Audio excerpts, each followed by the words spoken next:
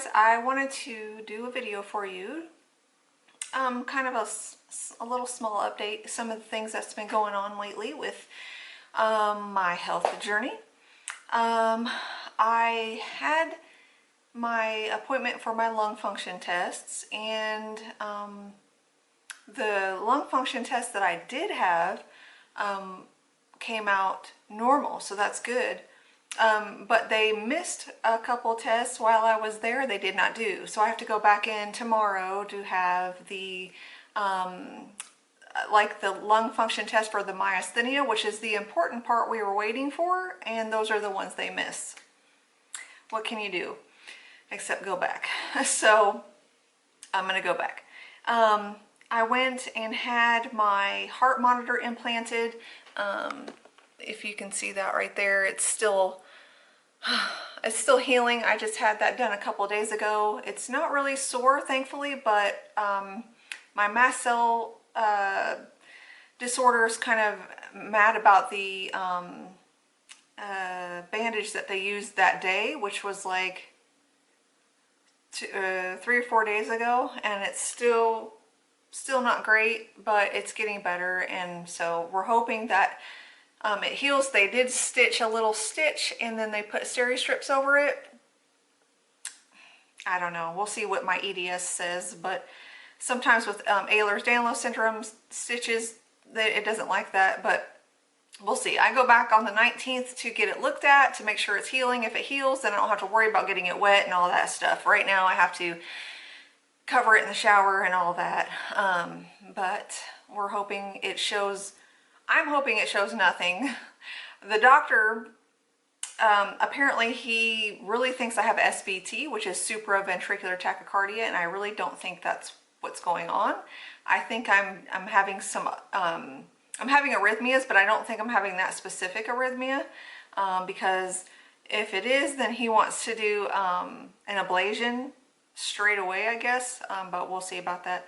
I will probably try something else first, maybe medication if I can tolerate it, but if not, then we'll have to do that ablation if I have SVT, which I don't think I do, but that's what this is for, to find out what's going on.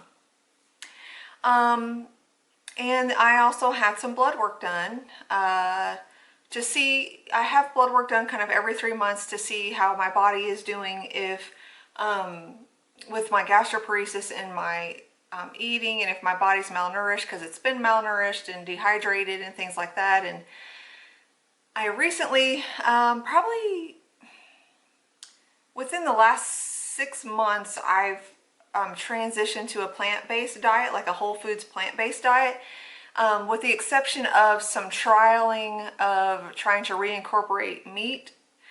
Those were epic fails. My body does not accept meat. I react to meat. It doesn't like it. I feel a lot better without meat. When I do eat meat, like, I will get whole body pains. My joints will flare. I get stomach pain, nausea, tachycardia,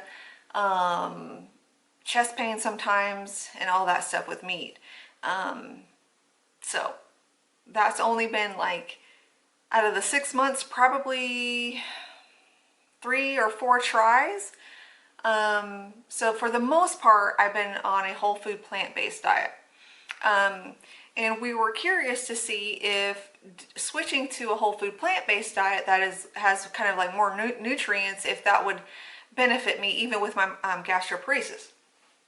So I have my blood work done, and one of the things that I've had an issue with for a year and a half, and that no one could figure out, even had a bone marrow biopsy and everything, was that my neutrophil count was always high. And my lymphocytes, which are some of your white blood cells, were always really, like, low. Hence, if you see me out in public, at church or sometimes the store, I wear a mask because risk of infection and what that would do to me is not good. So since transitioning to a whole food plant-based diet, I got my blood work back, and my neutrophils are within normal limits, and so are my lymphocytes. So my neutrophil count went from a 76% down to a 67%, which is in the normal range.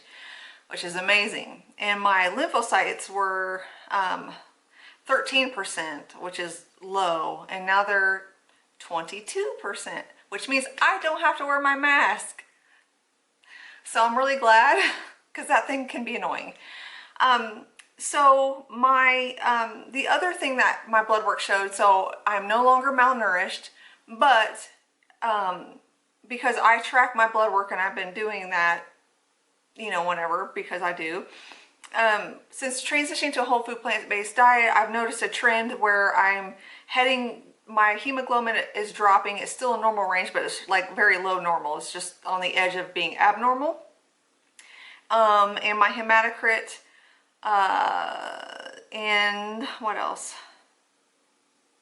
I think that's pretty much it. So, and my vitamin D level I had done dropped. So what that tells me is I was using a vitamin patch, because sometimes with gastroparesis it's hard to take oral vitamins and stuff and absorb it all. But the vitamin patch did nothing. Nothing. I wasted my money. So for me, it did not work. So now I bought some high quality vitamins, and so anyway, I'm gonna start supplementing that, because I plan to continue with my whole food plant-based diet. And so I know that there's vitamin B12, vitamin D, iron, and like DHA and all that. So I'll be supplementing with all that just to keep it balanced, because I can't eat meat. My body rejects it, and I'm getting to the point now where I don't really even want meat. Like it doesn't do anything for me. In fact, whenever I have to cook it for my husband, it does make me nauseous. So I won't be eating meat. Anyway, so I'm really excited that, you know, my hope with all of this was that my body would start to heal, I'd get more nutrients, and I'd start to feel better. And I have had way more energy.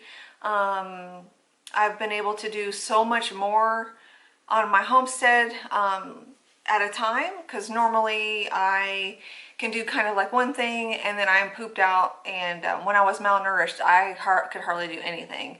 And yeah, so even with my gastroparesis, I've been able to do this by cooking most of the food, smoothies. I'm tolerating those, soups, and occasionally, like, I can have some raw, depends on the kind of raw it is, but like definitely not like raw carrots or anything like that, but that's too harsh. But my stomach has felt a lot better. I have not been as nauseous.